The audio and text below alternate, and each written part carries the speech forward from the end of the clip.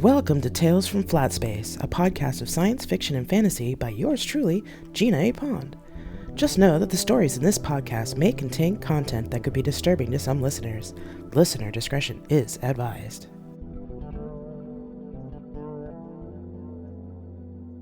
So, this is Survey, Part 3, Mission, Chapter 37, Jenny.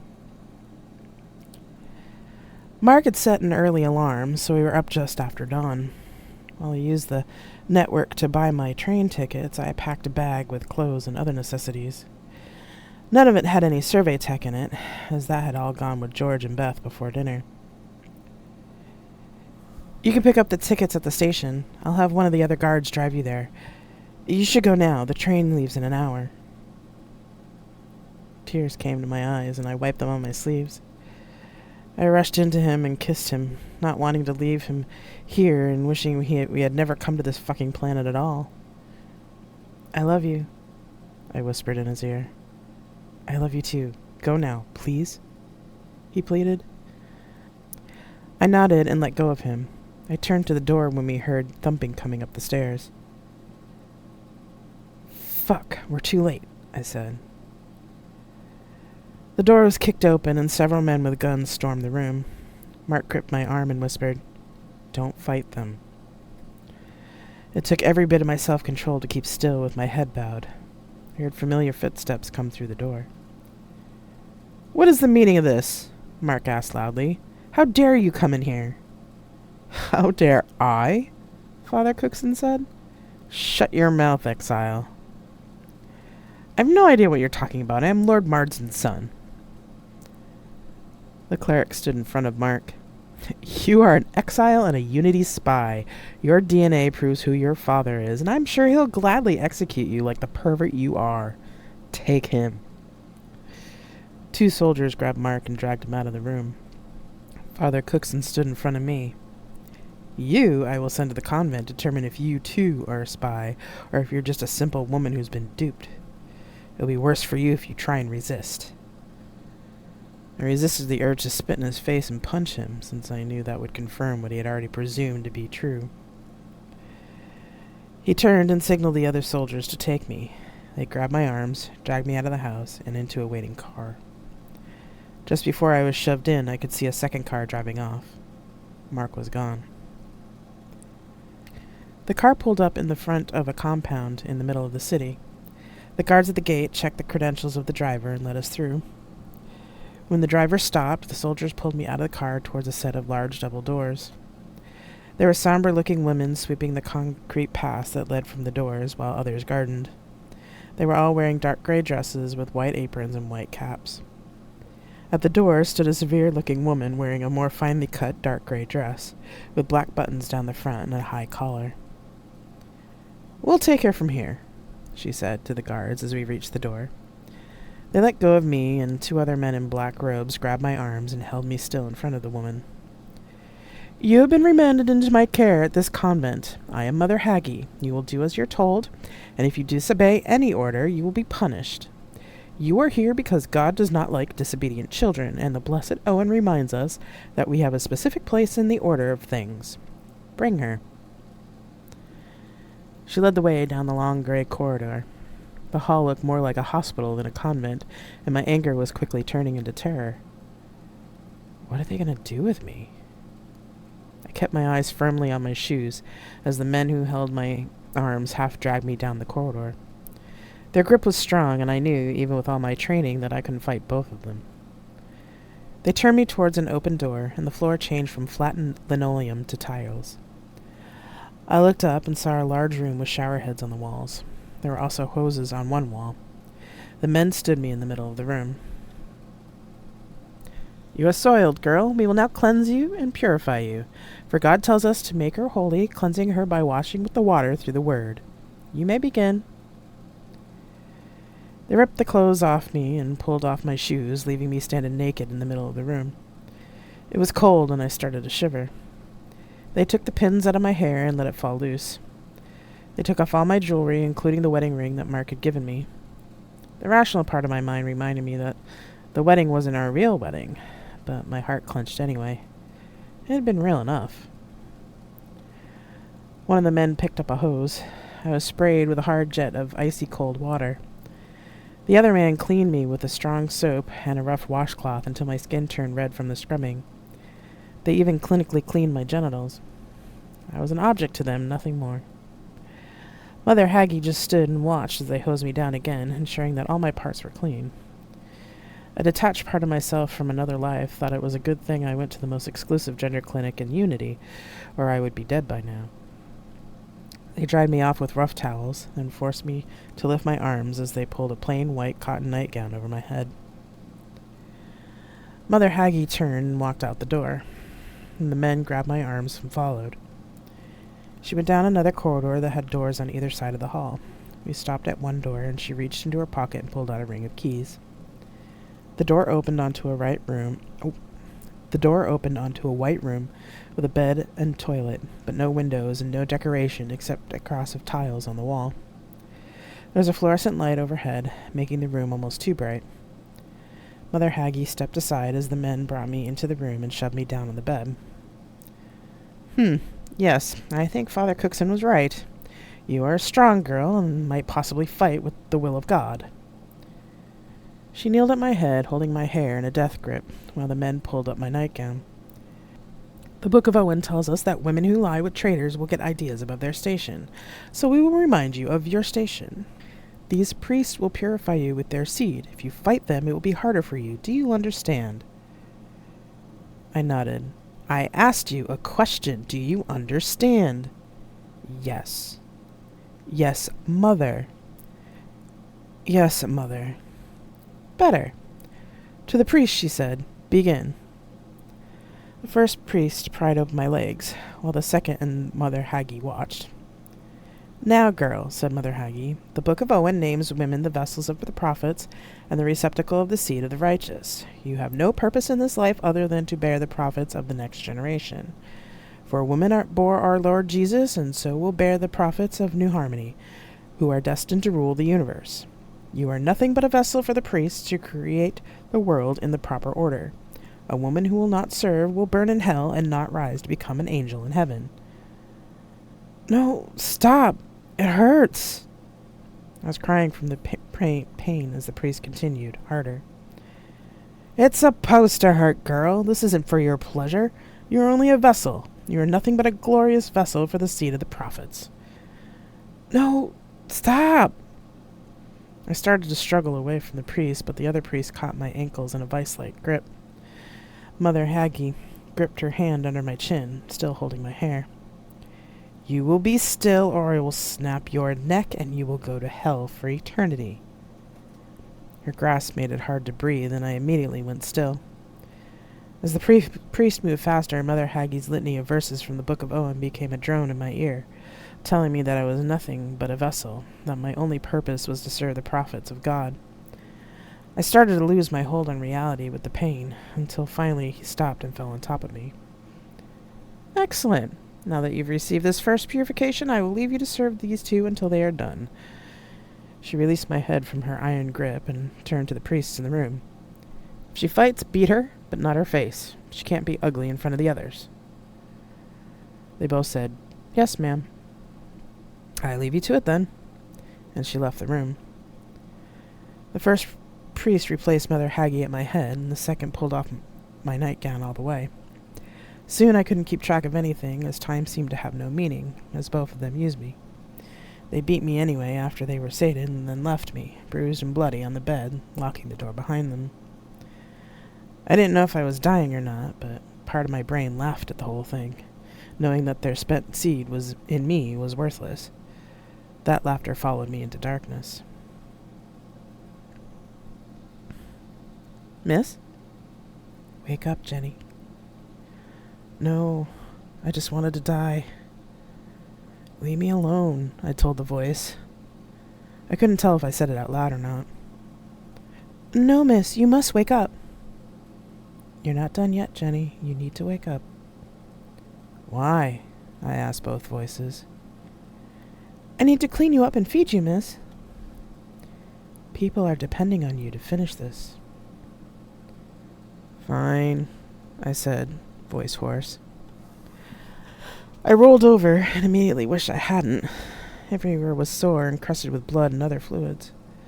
I cautiously cracked my eyes open to see a younger man, thinner and smaller than the ones who raped me. He had skin so dark it was nearly blue-black and close-cropped hair. Rummaging in a container beside him, he pulled out a needle, uncapped it, and delivered its contents into my arm before I could even muster the will to say no. The needle was deposited into a smaller container, and the man sat by the bed, waiting. "What?" I started to ask. But with a wave of relief washing over my body, suddenly everything that hurt just stopped hurting. I nearly sobbed with relief. What was that? "Standard medicine, miss, for offerings. New ones like you need it more than those who have been here a while. Can you sit up, miss?"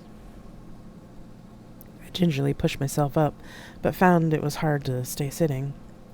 The man gently helped me to sit up and put my legs over the side of the bed. I took a few deep breaths, and when he thought I was steady enough, he stepped back. "Who are you?" I asked. "Kane, miss. I have been assigned to care for you. Will you eat now, or would you like to bathe?" I looked at my hands and body. "Bathe, please." I wasn't sure if I could eat with all the terrible smells in the room. Kane nodded and grabbed the nightgown that had been tossed on the floor and pulled it over my head. He then helped me to stand up. To my surprise, I was less wobbly than I thought I would be. I suppose that was thanks to the drug. He took a firm but gentle grip on my arm, steered me out of the cell and back to the shower room. This time I wasn't the only woman in the room. There were several other women being showered by slaves who all looked similar to Kane. There was no talking, except for the low murmurs of the slave instructing their charges. All the other women had bruises too, and none of them seemed very lucid. I could understand that if they had been treated as I had. A low fire of rage burned deep in my mind, just waiting for the right time to explode. Kane steered me to an unused showerhead and turned it on. The water was warm, and I just stood under the spray, letting it soak my hair and the nightgown I was in. "Oh, no, miss, we need to take that off first," Kane exclaimed, and rushed to pull the wet garment off me. I stayed under the spray and let the water wash all the blood and fluids off. I even opened my mouth and let some of the water into it, swishing it, then spitting it out. Kane pulled me out of the spray. "You are very tall, miss. I will get a stool." He went to the other side of the room and brought over a metal stool. "Please, sit, miss." I sat, and Kane began to wash my hair and work out the tangles. The drug seemed to have a tranquilizing effect, and I didn't really care what he did to me as long as I was clean. He washed and rinsed my hair, then cleansed the rest of my body. I was surprised, given my first scrubbing, that he was so gentle. Maybe it was because he got beaten too? The watcher in my head agreed, adding that to her list of injustices. The rest of my mind was too slippery to keep thoughts for more than a moment. Kane finished and turned off the water. He toweled me off, then put on a fresh nightgown. "There you are, miss. Now, let's get you back to your room so you can eat." I followed him back down the hall. Someone had been in to change the sheets on the bed, and the room smelled of disinfectant. I sat on the bed, still feeling numb from the drug. Kane went to the door and came back with a bowl, a piece of bread, and a spoon. My stomach clenched, and I realized it had probably been a long time since I've eaten anything. "Kane, how long have I been here?" "Miss? How many days?" Nearly 2 days, miss." "Oh." Kane looked at me. "You must eat, miss, or they will punish you." "Right," I said, with a laugh. What a surprise. I took the bowl from him. It was some sort of bland meat stew. After the first bite, my hunger took over, and soon I was practically licking the bowl clean. As Kane took the bowl away, I began to feel drowsy, so I laid down on the bed. Kane pulled the sheet over me and tucked me in like a child. "Sleep now, miss. You have a big day tomorrow. I will come in the morning to dress you." The slave took his basket and left the room. The door clicked shut behind him before I could ask him what he meant by a big day. As I closed my eyes, I realized that the drug I was given was probably stronger than I thought. The watcher in my head was worried, and her anger was a bright burning fire in my head as I lost consciousness.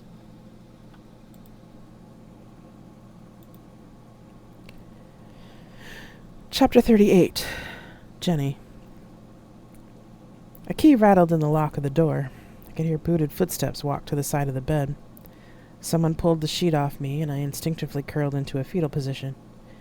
I carefully opened my eyes to see Mother Haggie standing over me. The watcher hissed in defiance. "Boy!" Kane hurried into the room. "Yes, Mother?" "Get her dressed. She needs to be ready in an hour." "Yes, Mother." The older woman looked at me in disgust, then turned and left. Kane went to the door and brought in his basket.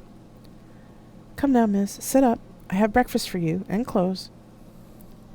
I groaned, but uncurled myself. Sitting up, I realized that the pain was much less than it had been when Kane had taken me to the showers. Whatever had been in that shot that he gave me seemed to have also been some sort of healing compound. My bruises looked more than 2 days old, and other areas that had been painful felt fine. I shook my head. Kane waited patiently for me to sit up, then handed me a cup with milk and a bread roll. Surprisingly, the roll was sweet and had some sort of jam in the middle. The slave started setting out underwear and a plain gray dress, similar to the dresses that I had seen on the woman when I was brought in. "What's going on?" I asked. Kane started to undo the buttons on the front of the dress. "You're going out today, miss. Mother Haggie said it was going to be an important day for you. I'm to make you presentable." "I see." I finished off the roll and the milk while Kane waited. Then he helped me into the clothing he had put out. He had me sit while he put on some stockings and plain black shoes, then braided my hair. The dress was a bit short on me compared to the other women I had seen, coming just past my knees. "It's not a perfect fit, but we haven't had time to make a dress for you. I will let Mother know that you need a longer one.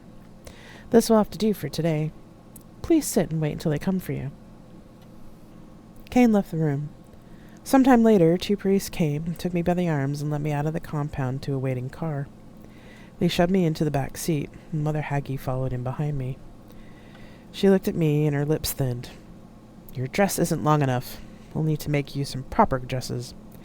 Sit up straight, girl, and keep your knees and ankles together like a proper young woman." I managed to do as she told me as the car left the convent. The older woman said nothing else during the drive. The city seemed to be quiet, which seemed odd for the capital, until we reached the main square in the center of the city. I'd only been there a few times during shopping trips when we first moved in. It was an odd plaza with a strange raised area in the middle. It looked like a place where there would have been concerts on other colonies, but when I had asked Mark what it was for, he had avoided the question. The driver opened the door. "Get out," Mother Haggie ordered. I stepped out of the car, and the guard took me by the arm. The car moved away, and the guard steered me towards a roped-off area, where I could see several of our servants and Lord Marsden on a small set of bleachers. I looked at the Lord, and our eyes met briefly. Then he pointedly looked away, with a small shake of his head. Before I could interpret his reaction, the guard led me past them, to the side of the raised stone platform and up a set of steps. When I looked up, I could see a large wooden cross with a body tied to it, and when they pushed me further onto the platform, I froze. It was Mark. "No," I whispered. Mark had looked up at hearing more people come onto the platform. When he saw me, his eyes grew sad, as if he knew what was coming next.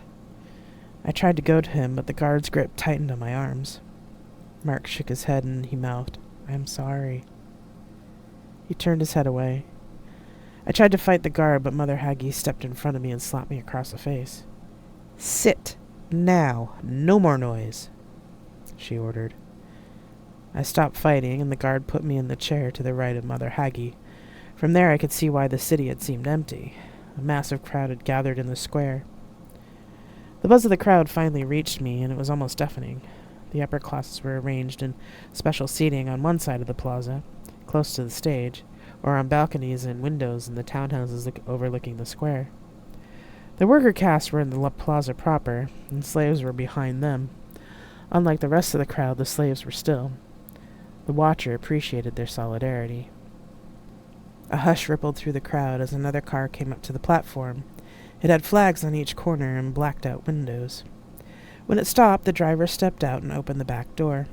A man in a black cassock with a purple sash edged in gold got out and started walking towards the platform. As he walked up the stairs, I realized who it was. It was Father Cookson. He was smiling. The watcher wanted me to get up and kill him. Fear kept me in my seat, along with Mother Haggie's firm grip on my shoulder. A microphone was brought up for the cleric, and he raised his hands. The crowd stilled. "You are all here to witness the saving of this unfortunate soul. He was exiled for sodomy and then returned as a spy for the infidels of Unity. He has broken not only the precepts of what the Blessed Father Owen taught us, but he also broke God's commandments." The crowd booed and shouted at Mark, and some even threw trash at him. "Yes, my children, he is a sinner, and has sinned against all that is held sacred. He has corrupted his whole family. What say you, Lord Marsden, about this abomination who lied to you?" A technician gave Lord Marsden a microphone. He took it, cleared his throat, and said in a flat voice, "I denounce this person. He lied to my family and deceived this unfortunate woman into marrying him." He sat back down. "Yes, my children, he misused this woman, this child of God, by marrying her under false pretenses.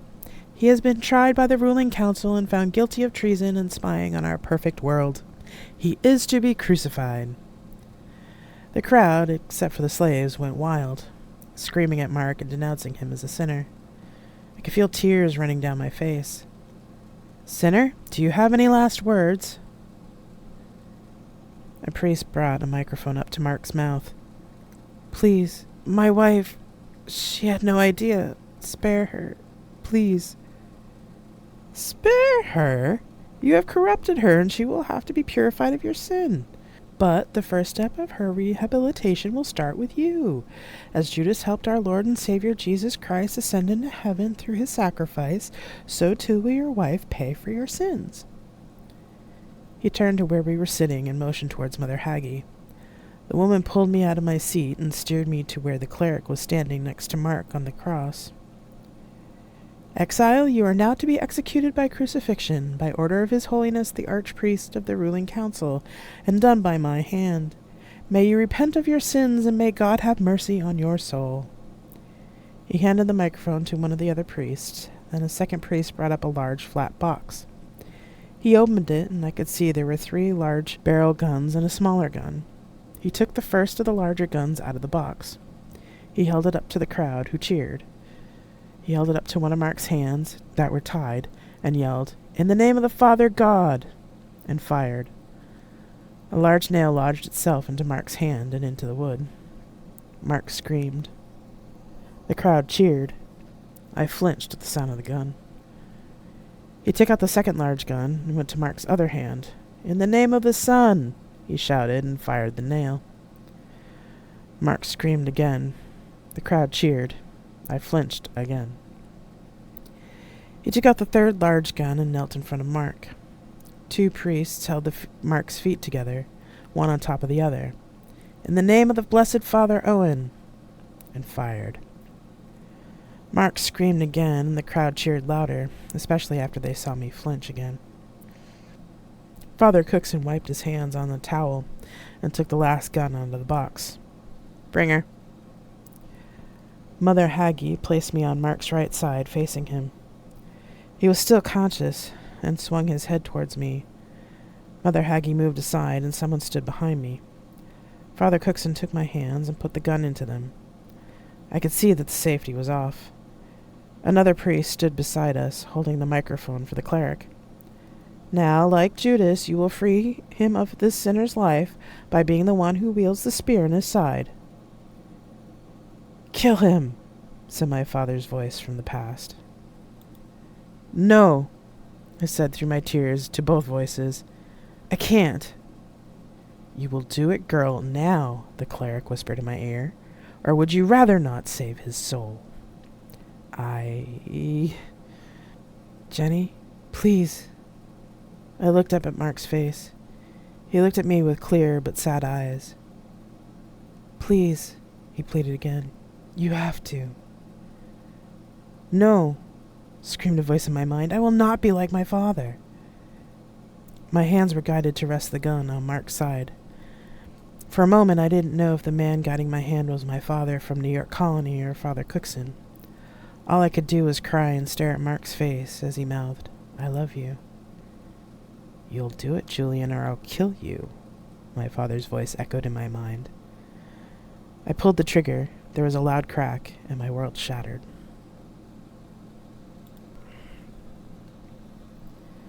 Chapter 39. Marcia.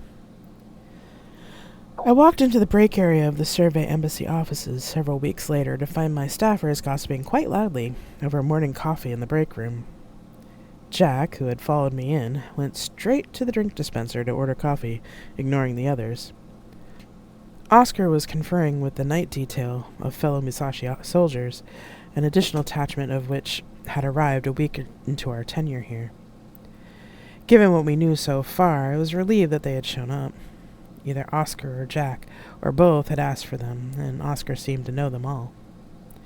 Then again, the AIs were nearly prescient in their ability to just know what is needed, so maybe Musashi just sent them. Still, I didn't mind the extra security. Please tell me how you can have so much energy this early in the morning, especially when I know for a fact that you all didn't get home until well past midnight, Jack said, clutching his coffee at the table as if someone was going to take it away. He was decidedly not a morning person. I had some sympathy for him, since I had been up late studying the profiles of the major Unity senators, trying to get as much information as possible before the start of the session. Not the most fun bedtime reading. I got my own tea and sat at the table with him. It had become a tradition to have breakfast together and go over the schedule for the day, and this morning Lulu was dishing out some sort of breakfast casserole for everyone. She handed Jack a plate. Well, if you must know, my grumpy Gus, we found out something interesting at the party we were at last night. And before you ask, yes, it was that kind of party. That sent Ebo into a fit of giggles while Jack and Kyler just rolled their eyes. Oh? Jack asked as Lulu handed me a plate. Well, it seems that there are some pretty wild and very exclusive parties down in the Merchants Guild sector, she said. The guy who runs it apparently caters to the who's who of Unity Hub. Really? I asked, waking up immediately. Do you have a name? Ebo sighed. We're not really sure yet. We were trying to butter someone up to get us into one of those parties, but my charm wasn't completely successful. Oh, you charmed him all right, Kyler said, but your cutie was scared to tell you much more. I could see it in his face. I suppose you're right, Ebo grinned. Interesting. My senses tingled. I could feel the spirits pushing. Okay, I need you to find out who this person is and figure out how to get into his lair. This is the first possible lead we've had since we've got here. Do any of you need to forgo your office duties for this? Lulu smiled. Oh no, boss. Ebo and I are used to late nights. Besides, we look a lot different when we go out.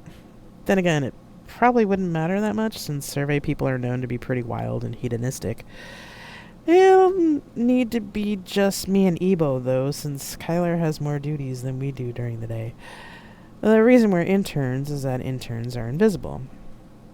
Her smile faded a bit. We'll need to throw a lot of money around and play up our surveyness, though.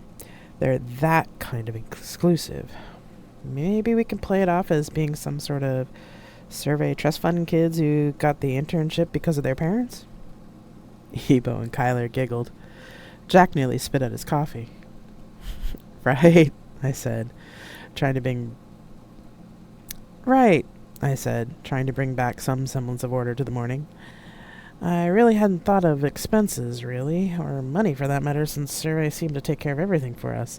And no one sent us a bill, as far as I know. Kyler coughed and raised an eyebrow. Well, technically, yes, we pay for our energy use here, including goods. We all have very generous credit accounts to use within Unity space, since, well, the AIs take care of it. Within Survey, we don't bother with currency, as our work is payment for what the AIs give to us. I don't think they really believe in currency, to be honest. Oh. Jack widened his eyes in surprise. But there are shops on Lightbringer. How does that work? I remember giving a thumbprint to the coffee shops and for new clothes. True, but you've paid for that coffee and the clothes through the work that you've been doing since. We may not have currency, but we pay for what we consume eventually. Huh. Okay. That makes sense, I think, he said. Ebo laughed. Don't worry, you'll get used to it eventually. Jack grunted. I let the conversation wash over me for a moment, thinking. If we could get to whoever runs these parties, assuming they're not New Harmonists themselves, then maybe we could negotiate some sort of deal. Kyler, can you ask Hades what our budget here is, or if we have a special fund for our investigations? I ordered. If we can find out who this person is, we might need much more ready cash. Kyler nodded and made a note on her tablet. Right. I turned to Ebo and Lulu. Okay, I want you two to start throwing the money around and finding out who this guy is. Get close to him if you can. Whatever information you can get. Ebo smiled. Sure, boss. Ooh, this is gonna be fun. Lulu had an equally wide grin. Please be careful, though, I said, worried that they might go too far and I'll find them dead in one morning. Lulu, who was sitting next to me, patted my hand. Don't worry, love. We're trained agents, and Eva and I have been working together for quite a while.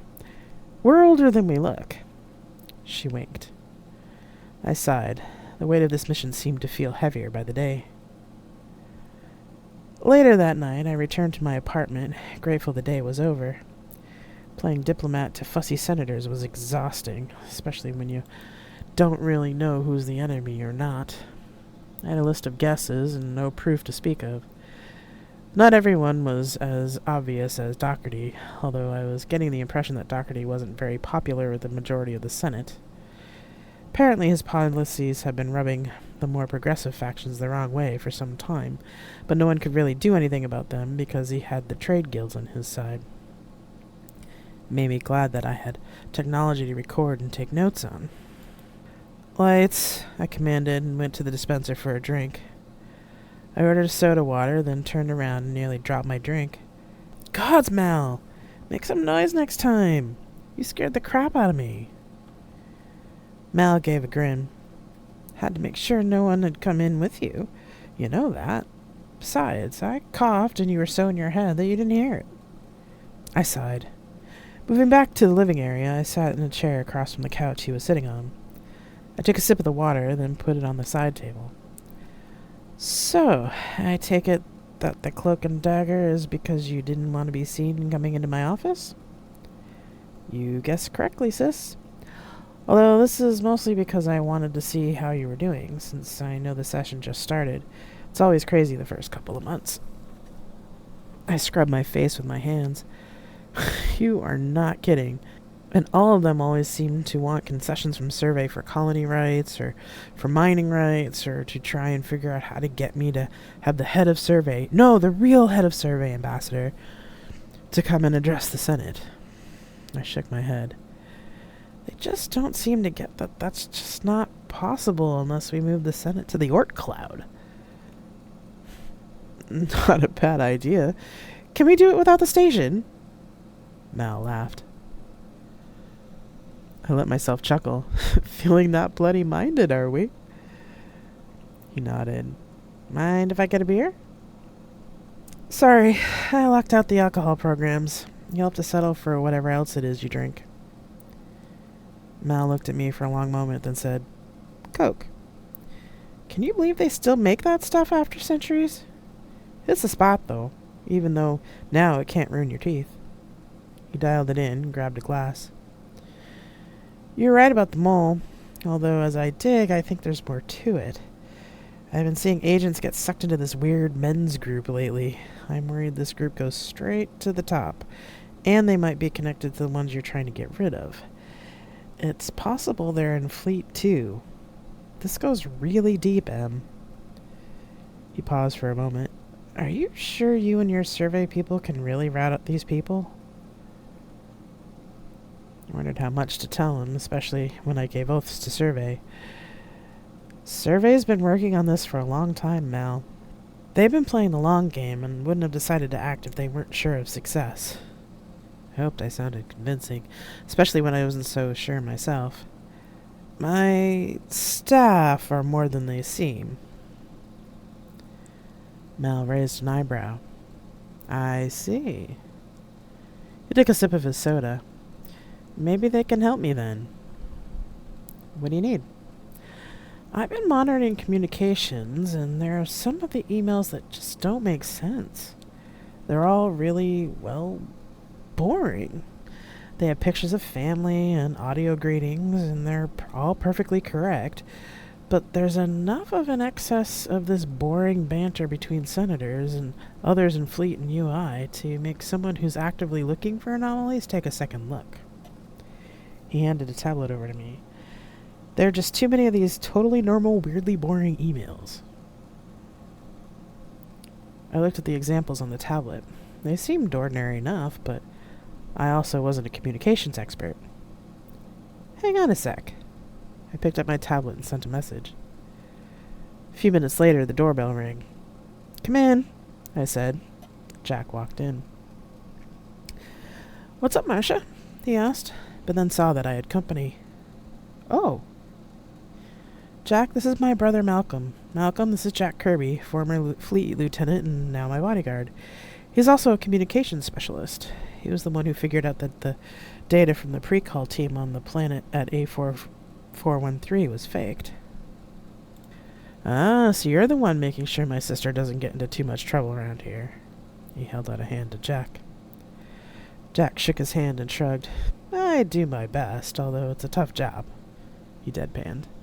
Malcolm laughed. Jack turned to me. So, this is your brother in UI, right? I nodded. Right, so what's up? I take it this wasn't social call since it's so late. I handed Jack Mal's tablet. What do you make of these? Jack took the tablet and scanned the emails. Ordinary emails, but I'm guessing there's something weird about them? Possibly from New Harmonists? He looked at Mal, who nodded. They're just excessively normal, and there's a lot of them, usually with pictures or video. I just have a feeling that this isn't right. And boring emails seemed a little too familiar of a tactic, I added, which is why I messaged you. Jack took out his tablet. Can I have this data? Sure. Malcolm took the tablet from Jack, tapped it a few times, then held it to Jack's. Jack looked through his tablet, tapped a program, and fiddled with it for a few minutes.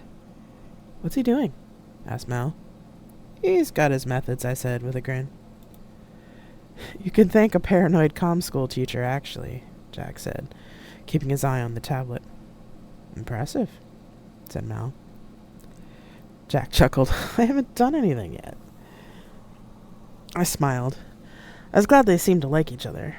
Jack tapped a few more things on his tablet, then said, This isn't the same thing as on station.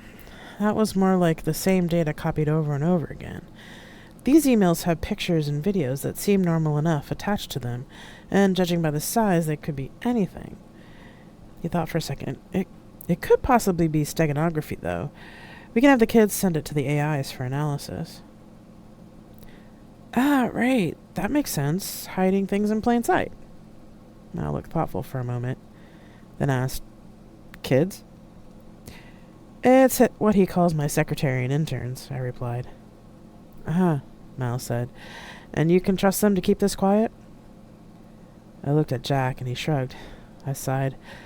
Let's just say they're from Survey's equivalent of UI. I trust them with my life.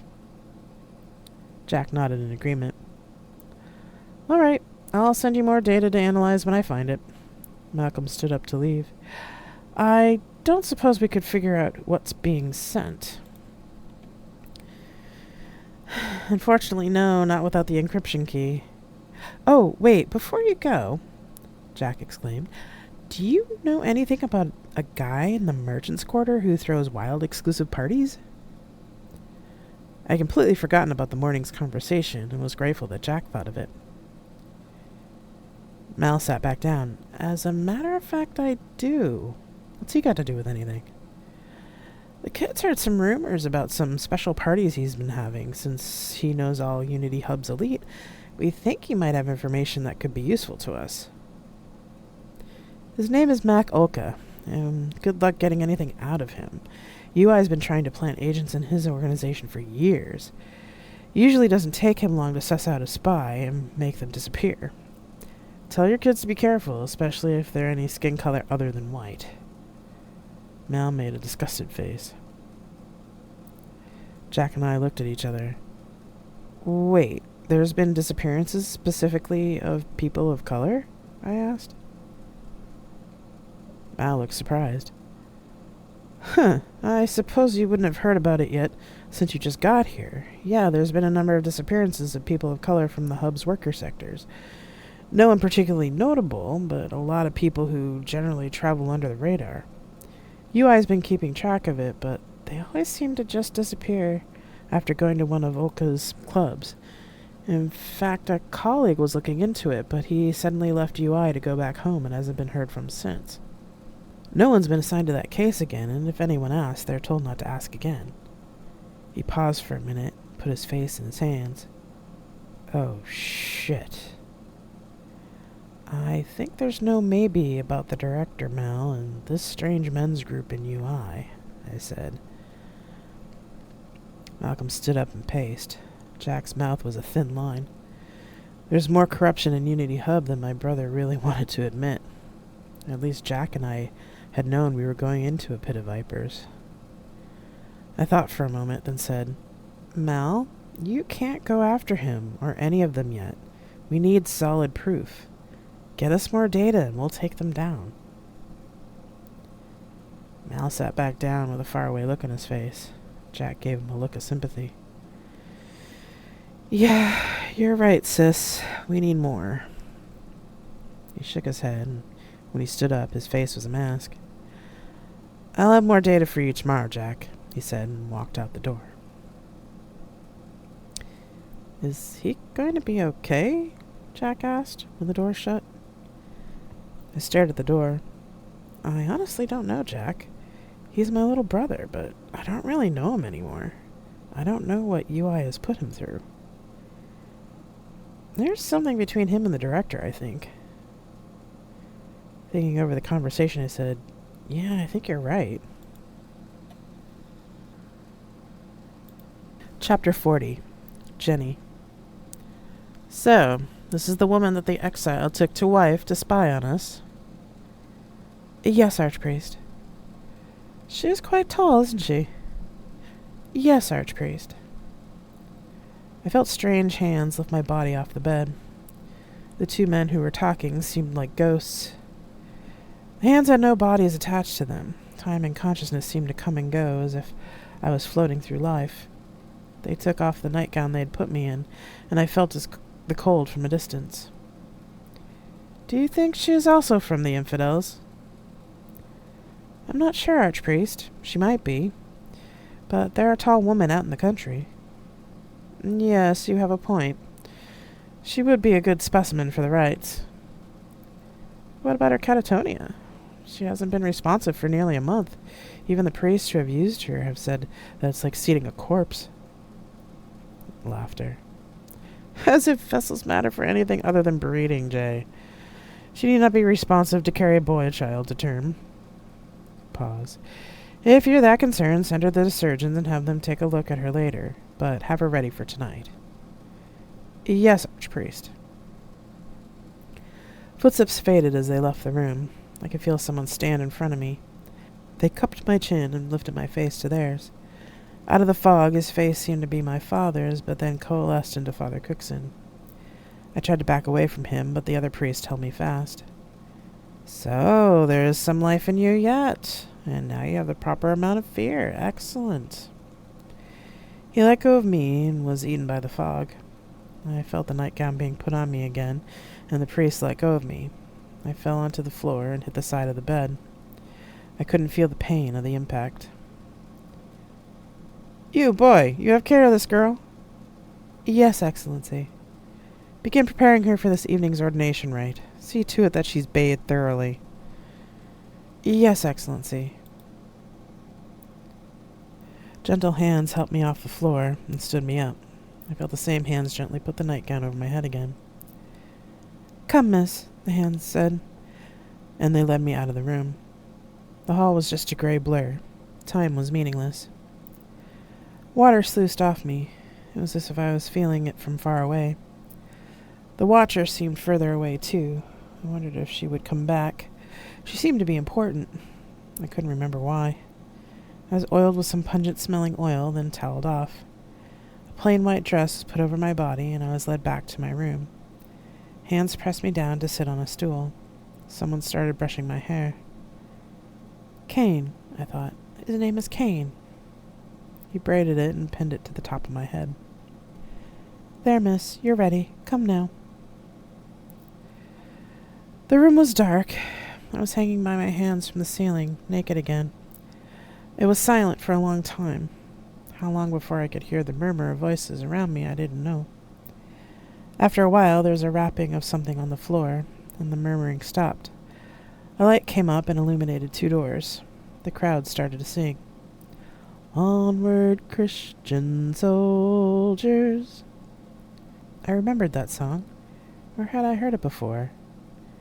Memory that seemed to be from a lifetime ago came, but then slipped away quickly. I knew it wasn't from here. The watcher stirred. 6 priests filed in past where I was hanging, dressed in colored robes edged in gold. A 7th priest, all in white and gold, then marched in, sitting in a throne opposite me and the other priests. The song finished, and the room was quiet again. The priest in gold stood up. Priest of the capital, what is our business tonight? I recognized the voice of the gold priest from earlier. Behind me, another priest stood up. Archpriest, we have ordination candidates who have graduated from seminary. This voice I knew, Father Cookson. The watcher raised her head. Priest of clergy, are the candidates qualified and prepared to perform the sacred rite of ordination?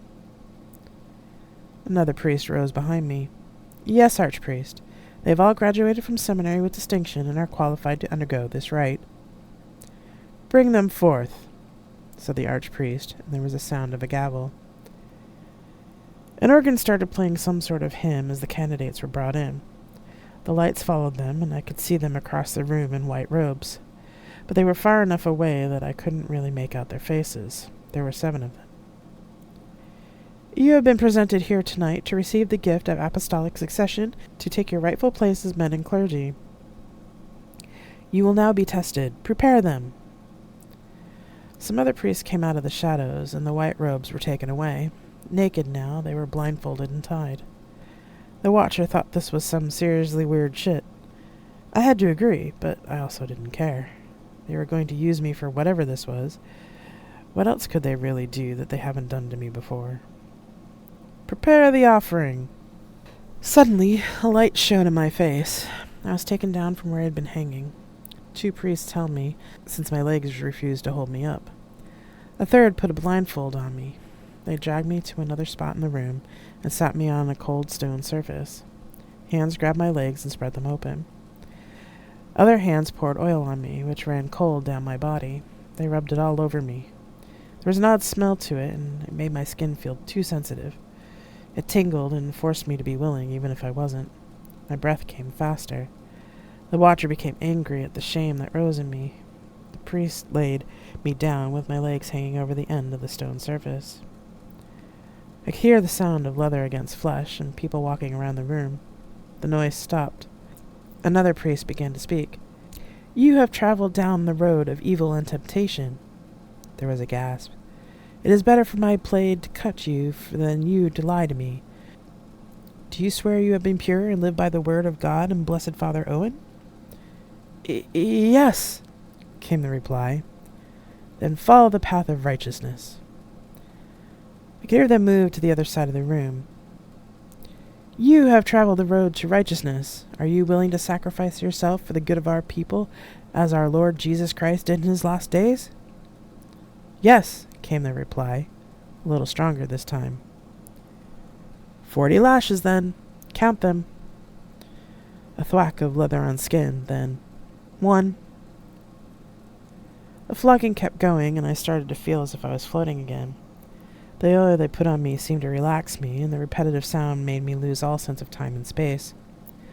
The watcher seemed to be calling out for me, but as the bizarre ritual went on, the watcher seemed to fade further into the depths of my mind. The flogging stopped, and there was a weak voice that said, 40. I could hear it panting. "You have bravely passed the test, my brother. Take him to the archpriest." More steps. Someone gasped, then sighed. "My brave brother, you have made your vows and passed the test. Now we cleanse you, heal your wounds, and robe you with the robes of your office. You may now plant your seed in the offering before you as a proper priest and man." Steps came closer to me. My body seemed to writhe of its own accord. I felt movement around my legs. Hands grabbed me and pulled me forward so that only half of my body was on the altar. The priest was then on top of me. The watcher felt shame and humiliation. After a while, I seemed to be floating above myself and could see the whole ritual being repeated for the next priest. I realized that the first priest was holding a sword to the man's genitals before taking his vows. The watcher became angrier from her hiding place in my mind. I could see myself writhing below the first priest. By the time he was done, the second priest to be ordained was being healed and anointed by the archpriest, then led to my body. I stared at the archpriest and realized he looked like an older version of Mark. The watcher screamed, and I screamed too as my spirit returned to my body. I screamed and writhed, and time slipped away. Hands held me down so I wouldn't fall off the altar. The third priest was just as cruel. I couldn't stop them. I couldn't hear anything in the room anymore. The watcher's anger was the only thing that reminded me that I was still human. By the time the last priest had me, I was so far gone that the world disappeared and went black.